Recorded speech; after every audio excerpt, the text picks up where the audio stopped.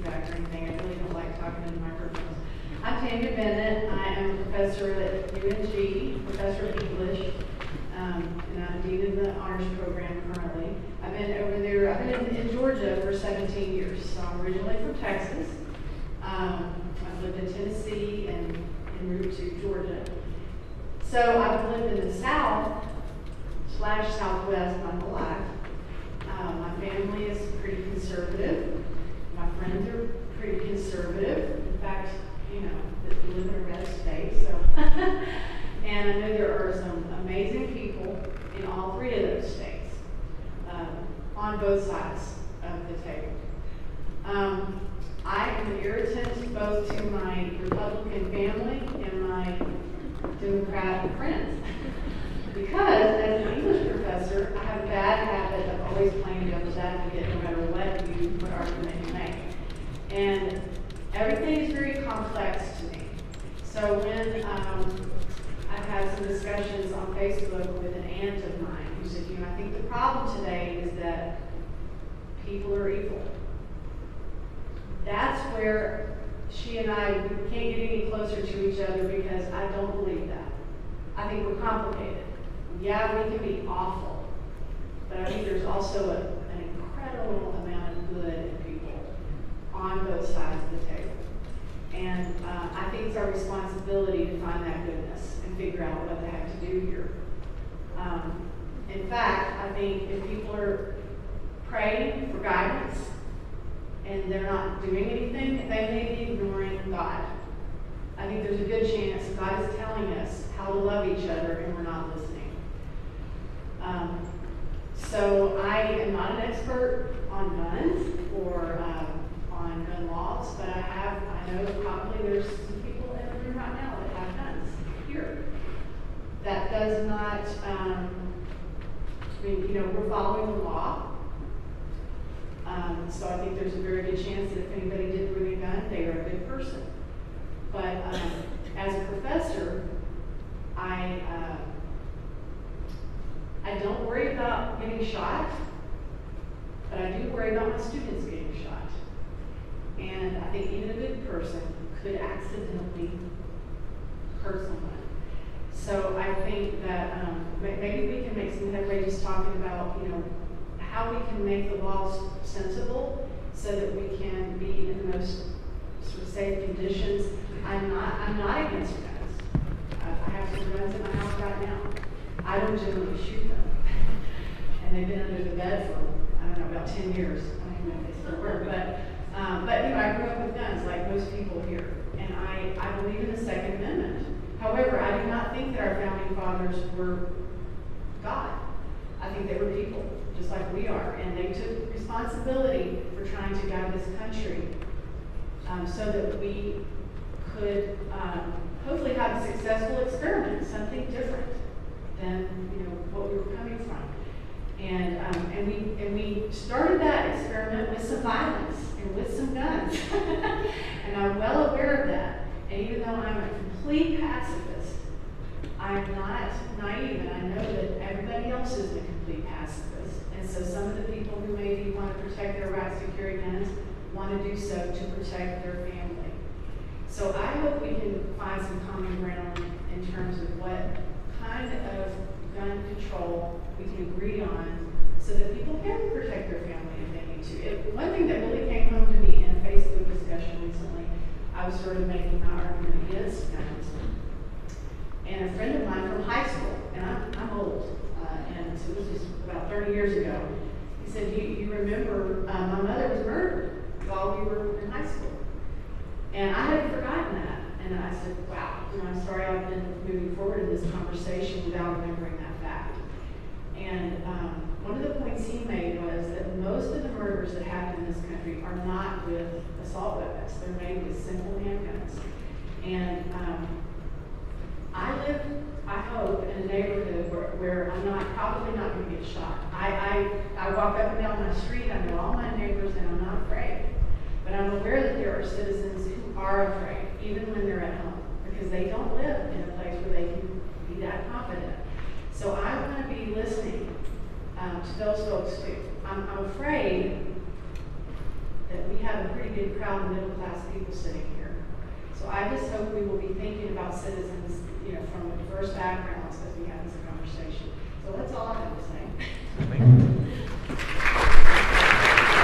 I want to talk about two things. One, I taught high school for 4 years in the state of Georgia. 2 years in a very rural school in Harlem, about 30 miles outside of Augusta, and in a very inner city school in Augusta called Gainesville. And quite different student populations as you might think, but very similar problems.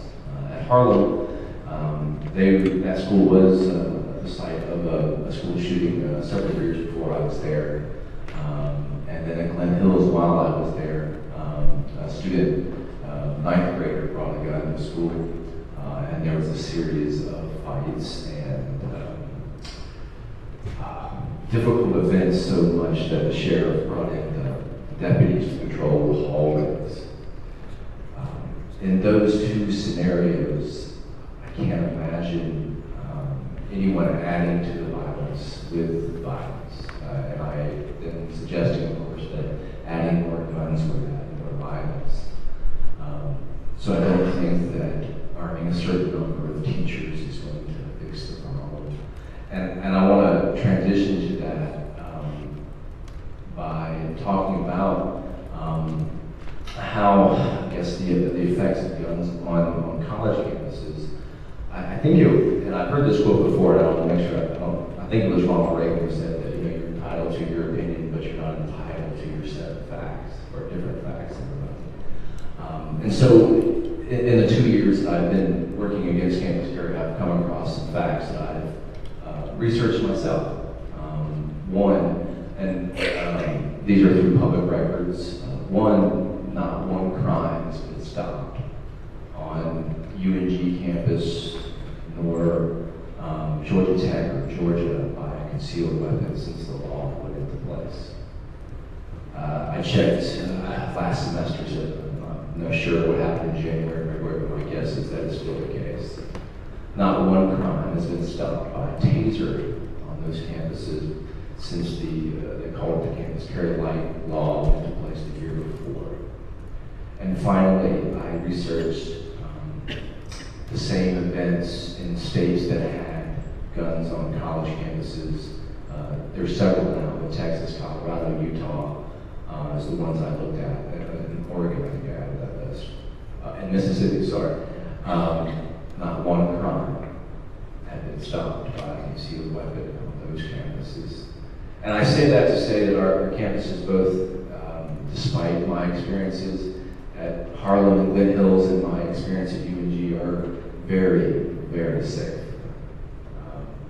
Despite the horrible tragedy in Parkland and other places, our campuses are safe, and there are ways to make them safer, but I'm going to suggest that more guns is not the answer.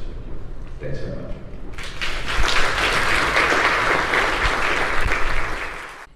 Most of this time I designed tonight for people who are ordinary citizens, possibly retired, but many of you getting off work today after a long, hard day, stressful day at work, to be able to come and voice your opinion, no matter what your opinion is. So I don't want to go on and on with my own ideas, but I do think it's fair for you to know where I stand and to know that clearly. I did publish my proposals on the event page of Facebook last night. I actually am, once again, I keep mentioning this, I do teach during the day. So I drove up to Clayton last night, stayed there, got back at about 10:45. I sat down at my laptop and wrote out my proposals that I have been thinking about and quite frankly praying about. And so they're all on the Facebook event page. If you have a smartphone, I encourage you to open that up. I want us to have the text available. The reason I posted that is not to set it in stone, but as an acknowledgement. I really think that our country is headed in a very dangerous direction right now. We fear one another. We fear our own fallibility. We're afraid of saying, I might not have all the right ideas about this. And I realize that changing that kind of culture begins with me. And so I put my proposals out there so that you could critique them, so that you could have a little time today to prepare an argument or a criticism of those proposals, because I'm fallible. I make mistakes, and there are things that I don't know, like everybody else in this room. The only way, though, to make the best country, the best society for our future and for our children is to acknowledge that fact and to come together and try to agree on a way forward. So, why did I do this? I understand the hypocrisy of a suburban white male living in comfort. I do have to work for a living, but I live a very happy, good, prosperous life in a safe neighborhood. Homicide rates where I live are very low.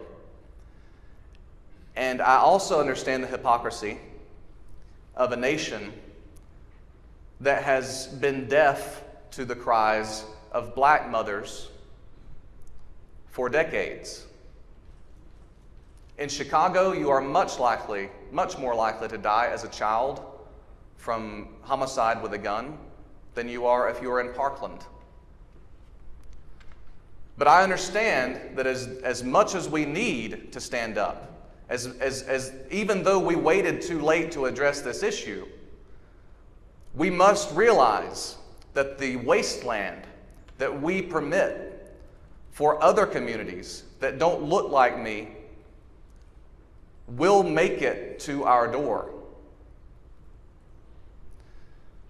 I was watching a documentary about Southside Chicago the other day. And if you're like me on the left, you're constantly, examining yourself to make sure that you have gotten rid of all of the stereotypes that you were born into. We don't choose the ideas that we are born into. We don't choose the culture we're born into. But as we grow and mature, we begin to question our assumptions. And I've had to make a lot of difficult changes in my own heart, in my own psychology, since I was a child growing up in Martin, Georgia. Because I grew up prejudiced against people of other color.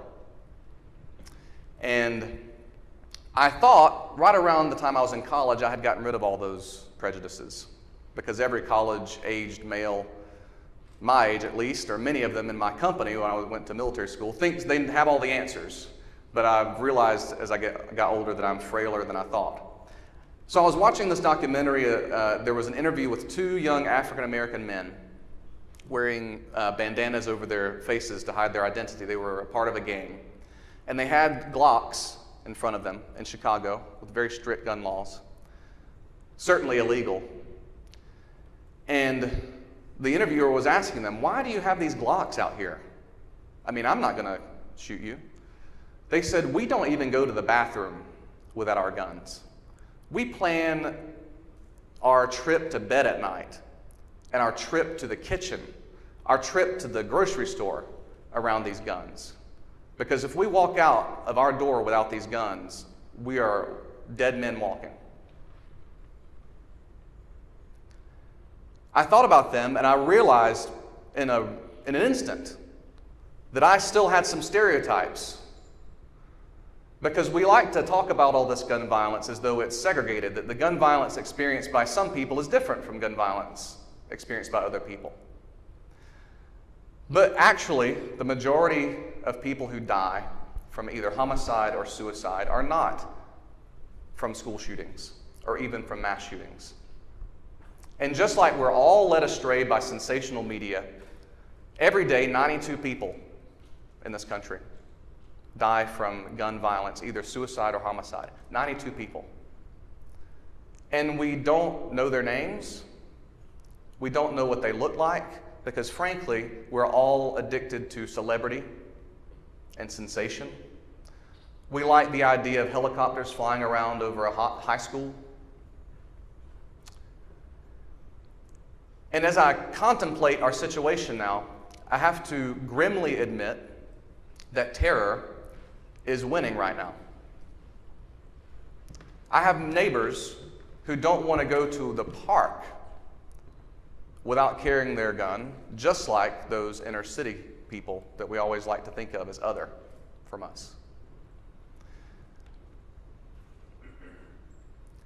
I changed my mind some this week about guns.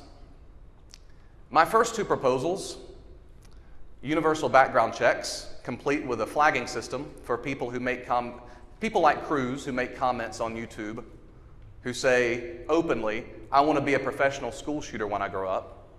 I believe that we should have universal background checks, including flags for terroristic statements like that. And when you make a statement like that, that you lose your rights to the Second Amendment. Just as if I were to yell fire in a crowded theater, I then have crossed over the line from my First Amendment rights to harming other people. Cruz should have never had that weapon. But he did, and another person will get a weapon too. We know they will. I'll tell you why we know with certainty that they will, because we have done nothing. But it's not surprising that we haven't done anything. We haven't done anything for the 25 children in Chicago who've died this year being shot with guns from straw sales. We haven't done anything, even though since the middle of the century, more people have died from gun-related deaths, homicide or suicide, than died in World War II from America. List them off in your head with me. Las Vegas, Columbine, Pulse, Parkland. They sound like the names of battlefields in the Civil War. And they carry the ominous meaning of battlefields. And yet, these places were places where people went to go to a concert, where people who were children went to go to English class, churches where people went to pray, but they became the battlegrounds of the modern American era. The only thing standing between us tonight and a killer, not with a knife or a shovel or an axe, but with a semi-automatic 223 round rifle that carries 3 times as much force from the barrel as a 9mm. Without a permit requirement, because it's a rifle, could actually open carry onto these premises because of Georgia laws. And the only thing standing up between us and hundreds of bullets are the whims of the next Lanza or Cruz or Mateen.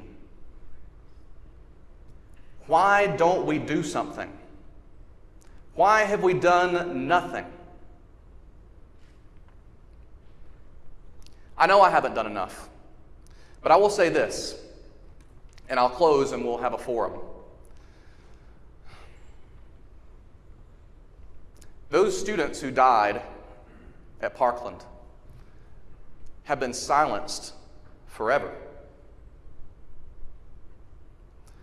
So have the daily deaths, the daily murders, and the suicides. Their voices are gone forever.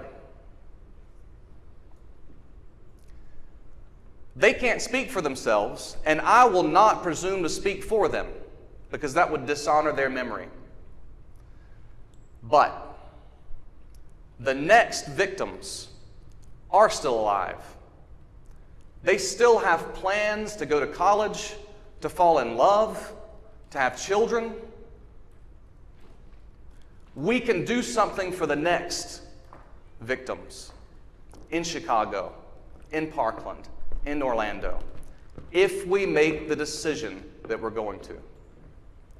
In brief, my proposals: universal background checks, including a flagging system; 2, an initiative from the government to make it a legal requirement to keep guns secured from minors in the home; including a lead-up education program to tell people how to do that, why to do it, just like they did for seatbelts for toddlers 20 or 30 years ago.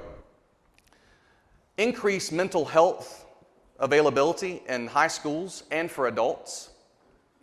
And finally, and the most controversial one, I have a list of specifications on my website, on my Facebook page, of certain weapons that, just like pipe bombs and just like fully automatic machine guns, we should decide are too dangerous for civilian everyday use.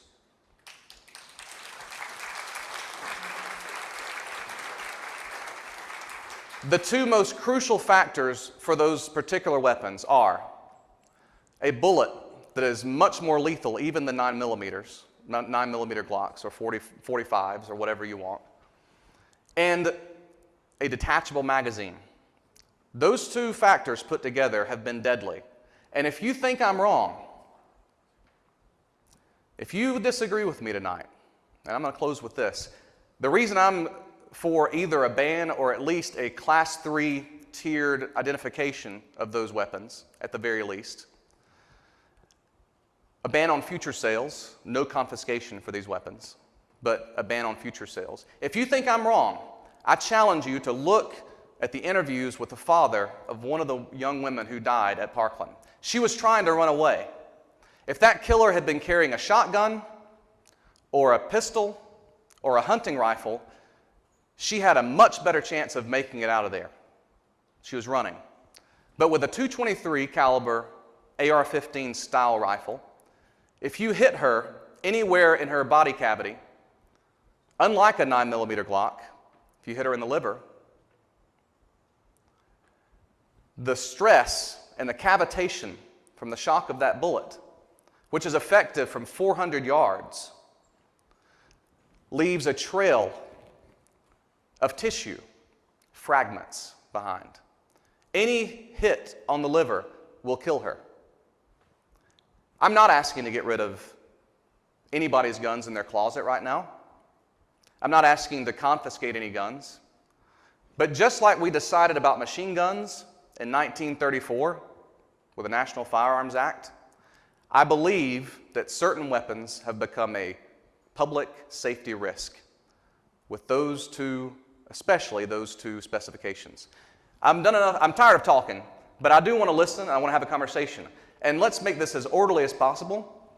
I want to make sure, because we have a lot of people who are on my side and who might want to give recommendations, but I want to make sure that we welcome the guests who are kind of a minority here tonight. I want to make sure and give them a voice tonight because I'm a Democrat and I think that everybody is equally valuable and possessed of dignity. So I want everybody's voice to count tonight, and I want to make sure if you're here from the other side of the aisle that you get a chance to speak. I'm going to put this microphone back there, and whoever wants to be the first person, we're listening, and you can direct your question at any of us up here, ministers, educators, and a politician. Thank you for your attention and for your investment tonight.